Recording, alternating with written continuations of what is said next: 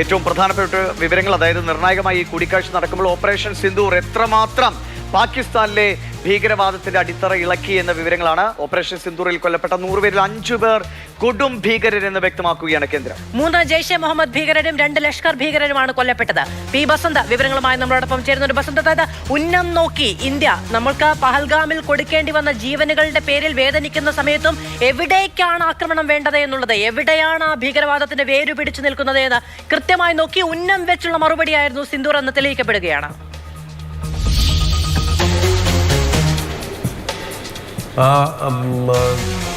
പ്രതിരോധ മന്ത്രി രാജ്നാഥ് സിംഗ് ആണ് ഔദ്യോഗികമായിട്ട് രാഷ്ട്രീയ കക്ഷി നേതാക്കളെ അറിയിച്ചത്. അതായത് 100-ലധികം ഭീകരർ ഇന്ത്യ നടത്തിയ ഓപ്പറേഷൻ സിന്ദൂരിൽ കൊല്ലപ്പെട്ടു എന്നുള്ളത്. അതായത് 9 കേന്ദ്രങ്ങളിൽ ഇന്ത്യ നടത്തിയ, പാകിസ്ഥാനിലെയും പാക് അധീന കാശ്മീരിലെയും 9 കേന്ദ്രങ്ങളിൽ ഇന്ത്യ നടത്തിയ ആക്രമണത്തിൽ, അല്ലെങ്കിൽ ഭീകര ക്യാമ്പുകൾക്ക് നേരെ നടന്ന ആക്രമണത്തിൽ 100-ലധികം ഭീകരർ കൊല്ലപ്പെട്ടു എന്നാണ് ആദ്യം പറഞ്ഞിരുന്നത്. പക്ഷേ ഇപ്പോൾ സർക്കാർ പുറത്തുവിടുന്ന വിവരം എന്ന് പറയുന്നത് ഈ 100 എണ്ണത്തിൽ 5 എണ്ണം കൊടും ഭീകരരായിരുന്നു എന്നുള്ളത് തന്നെയാണ് സർക്കാർ ഇപ്പോൾ അറിയിക്കുന്നത്. അതായത് 3 പേർ ജെയ്ഷെ മുഹമ്മദിൻ്റെ ഭീകരരായിരുന്നു, 2 പേർ ലഷ്കർ ഇ തയ്യബയുടെ നേതാക്കളായിരുന്നു. ഇവരുടെയൊക്കെ ശവസംസ്കാര ചടങ്ങുകളിൽ പാകിസ്ഥാൻ സൈന്യത്തിൻ്റെയും പഞ്ചാബ് പോലീസിൻ്റെയും ഒക്കെ ഉന്നതർ പങ്കെടുക്കുമ്പോൾ പാക് സൈന്യത്തിൻ്റെയും ISIയുടെയും ഈ ഭീകരർക്ക് വളം വെച്ചു കൊടുക്കുന്ന നടപടികൾ കുറച്ചുകൂടി വ്യക്തമാകുന്നു എന്നാണ് ഇപ്പോൾ പറഞ്ഞിരിക്കുന്നത്. മാത്രമല്ല, എവിടെയാണ് ഇവരുടെ ശവസംസ്കാരം നടന്നത് എന്നതടക്കമുള്ള വിവരങ്ങളാണ് വളരെ കൃത്യമായി ഇപ്പോൾ സർക്കാർ പറയുന്നത്. അതിൽ ഏറ്റവും സുപ്രധാനമായിട്ടുള്ളത് ജെയ്ഷെ മുഹമ്മദിൻ്റെ മുഹമ്മദ് യൂസഫ് അസർ എന്ന് പറയുന്ന ഉസ്താദ് ജി എന്ന മുഹമ്മദ് സലീം എന്ന ഗോസി സാബാണ് മൗലാന മസൂദ് അസറിൻ്റെ, അതായത് ഇന്ത്യ തേടുന്ന അമേരിക്ക ലോക ഭീകരനായി മുദ്രകുത്തിയ മസൂദ് അസറിൻ്റെ സഹോദരനാണ് ഈ മൗലാന മസൂദ് അസറിൻ്റെ സഹോദരനാണ് മുഹമ്മദ് യൂസഫ് അസർ എന്ന് പറയുന്ന ആൾ. വലിയ തോതിൽ ഈ ജെയ്ഷെ മുഹമ്മദിന് വേണ്ടി ജമ്മു കാശ്മീരിൽ ഭീകരപ്രവർത്തനങ്ങൾ സംഘടിപ്പിക്കുന്ന ഒരാളാണ് ഈ യൂസഫ് അസർ. മാത്രമല്ല, ഇന്ത്യയുടെ എന്നും നോവായി മാറിയിട്ടുള്ള കാണ്ഡഹാർ വിമാന റാഞ്ചലിൻ്റെ സൂത്രധാരകൻ കൂടിയായിരുന്നു യൂസഫ് അസർ. ഈ ഇന്ത്യയുടെ ആക്രമണത്തിൽ കൊല്ലപ്പെട്ടു എന്ന് തന്നെ ഇപ്പോൾ സർക്കാർ വ്യക്തമാക്കുകയാണ്.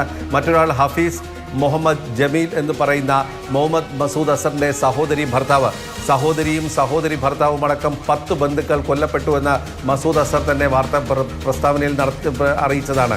അതോടൊപ്പം തന്നെ 4 അനുയായികൾ, അതായത് മർക്കസ് സുബാനല്ലായിൽ 14 പേർ കൊല്ലപ്പെട്ടപ്പോൾ അതിൽ 10 പേർ തൻ്റെ ബന്ധുക്കളാണ്. ഒരാളെൻ്റെ സഹോദരി ഭർത്താവ്. ആ സഹോദരി ഭർത്താവിൻ്റെ പേര് ഹഫീസ് മുഹമ്മദ് ജമീൽ എന്നാണ്. മർക്കസ് സുബാനല്ലയുടെ ചുമതലക്കാരനായിരുന്നു ഇയാൾ. അതോടൊപ്പം തന്നെ വലിയ തോതിൽ യുവാക്കളെ മത തീവ്രവാദത്തിലേക്ക് നയിക്കുകയും അതോടൊപ്പം തന്നെ ജെയ്ഷെ മുഹമ്മദിന് ഫണ്ട് ശേഖരണത്തിൽ മുന്നിൽ നിന്ന ആളാണ് ഈ ഹഫീസ് മുഹമ്മദ് ജമീൽ എന്ന് പറയുന്ന ആൾ. മറ്റൊരാൾ ജെയ്ഷെ മുഹമ്മദിൻ്റെ മുഹമ്മദ് ഹസൻ ഖാൻ ആണ്. അതായത് മുഫ്തി അസ്കർ ഖാൻ കശ്മീരി എന്ന് പറയുന്ന ജെയ്ഷെ മുഹമ്മദിൻ്റെ പാക് അധീന കാശ്മീരിലെ ഓപ്പറേഷണൽ കമാൻഡറിൻ്റെ മകനാണ് ഈ മുഹമ്മദ് ഹസൻ ഖാൻ. ഈ ജമ്മു കാശ്മീരിലെ ഭീകരപ്രവർത്തനങ്ങൾ ഏകോപിപ്പിച്ചിരുന്നത് ഈ മുഹമ്മദ് ഹസൻ ഖാനാണ്.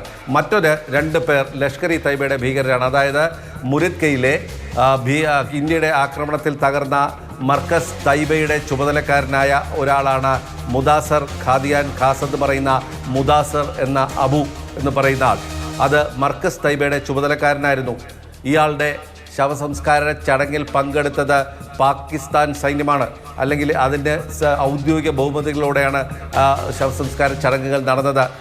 പാകിസ്ഥാൻ സേനാ മേധാവി അസീം മുനീറിന് വേണ്ടിയും പഞ്ചാബ് മുഖ്യമന്ത്രി മറിയം നവാസിന് വേണ്ടിയും ഈ ശവസംസ്കാര ചടങ്ങുകളിൽ റീത്ത് വെച്ചിട്ടുണ്ടായിരുന്നു.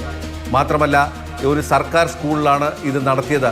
ഇതിന് നേതൃത്വം നൽകിയത് ഹഫീസ് അബ്ദുൾ റൌഫ് എന്ന ഒരു ഭീകരനാണ്. അതായത് ആഗോള ഭീകരനായി മുദ്രകുത്തപ്പെട്ട ഒരാളാണ് ഈ ഹഫീസ് അബ്ദുൾ റൌഫ് എന്ന് പറയുന്ന ആൾ. ഈ ശവസംസ്കാര ചടങ്ങിൽ പ്രാർത്ഥനാ ചടങ്ങുകൾക്ക് നേതൃത്വം നൽകിയത് ഈ ഹഫീസ് അബ്ദുൾ റൌഫ് എന്ന് പറയുന്ന ആളാണ്.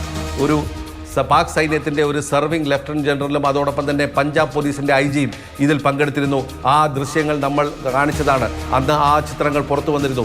ഇവരുടെയൊക്കെ മൃതശരീരങ്ങളും വഹിച്ചുകൊണ്ടുള്ള ആംബുലൻസുകൾ പോകുമ്പോൾ പാകിസ്ഥാൻ സൈന്യം റോഡിൽ നിരന്നു നിന്ന് സല്യൂട്ട് അടിക്കുന്ന കാഴ്ചയും നമ്മൾ കണ്ടതാണ്. മറ്റൊരാൾ കൊല്ലപ്പെട്ടത് ലഷ്കർ ഇ തയ്യബയുടെ തന്നെ ഖാലിദ് എന്ന് പറയുന്ന അബു ആകാശ എന്ന് പറയുന്ന ആളാണ്. ജമ്മു കാശ്മീരിലെ നിരവധി ഭീകരാക്രമണങ്ങൾക്ക് നേതൃത്വം നൽകിയ ആൾ അല്ലെങ്കിൽ പങ്കെടുത്ത ആൾ എന്നാണ് ഇപ്പോൾ സർക്കാർ വ്യക്തമാക്കുന്നത്.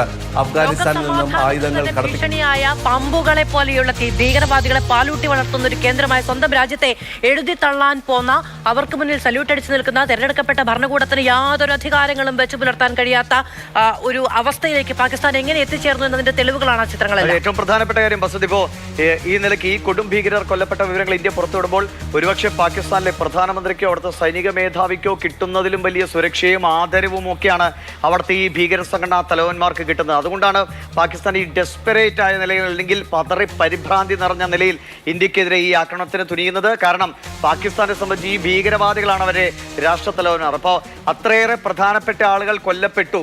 ഇനിയും ഏറെ പേർ ഒരുപക്ഷെ ഈ 100 പേരിൽ നമ്മൾ പുറത്തേക്ക് പറയുന്ന കണക്കുകളാണ്, ഇതിലേറെ പേർ ഒരുപക്ഷെ കൊല്ലപ്പെട്ടിട്ടുണ്ടാകാം. ഇതാണ് ഈ ഭീകരവാദികളെ ആക്രമിച്ചതാണ് പാകിസ്ഥാന്റെ ഈ ചെയ്തികൾക്കുള്ള കാരണം. അതായത് അല്ലാതെ അവരുടെ നാട്ടിൽ അവരുടെ സംവിധാനങ്ങൾക്കോ ജനങ്ങൾക്കോ ഒന്നും ഒരു പോറൽ പോലും ഇന്ത്യ ഏൽപ്പിച്ചിട്ടില്ല. അപ്പോൾ ഭീകരവാദികളെ കൊന്നാൽ ഞങ്ങൾ ഏത് രാജ്യത്തോട് യുദ്ധം ചെയ്യും, ഇത് തന്നെയാണ് നില. അതായത് അതേ ഒരു ഭീകര സംഘടന, അതേ ഒരു ഭീകര രാജ്യം.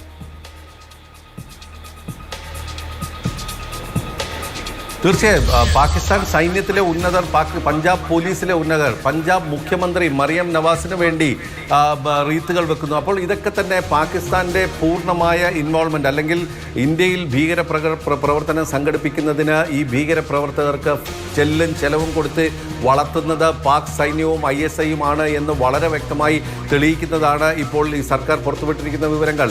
കൊല്ലപ്പെട്ട 100 പേരിൽ ബാക്കി 5 പേർ അതിനിർണായകമായിട്ടുള്ള കൊടും ഭീകരരാണ് എന്നാണ് ഇപ്പോൾ സർക്കാർ വ്യക്തമാക്കിയിരിക്കുന്നത്.